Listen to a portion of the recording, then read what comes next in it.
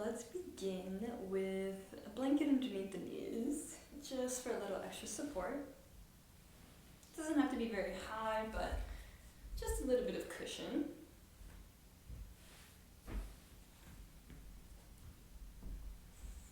So there are a couple of ways that you can come into this posture. One is a little less sensational, one is a little bit more sensational.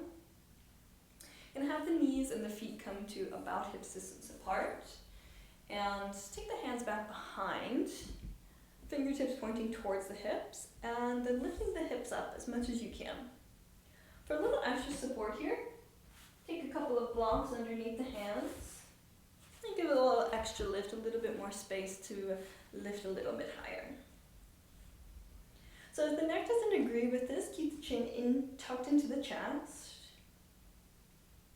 And conversely, the other option is to come into the full camel, which is very similar to the yang version of this yin style. That version you can start up on the knees. Take the hands to the back, support the back. Take an inhale to lengthen the spine. Then as you exhale, sending the hips forward. And you can just have this be a supported back bend with the hands on the back here. You want to go into the full camel, go ahead and grab a hold of the heels, lift the hips up, and option to drop the head back.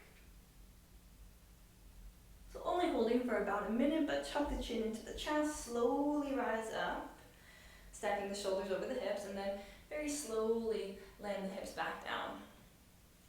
Take a couple rounds of breath in a neutral spine.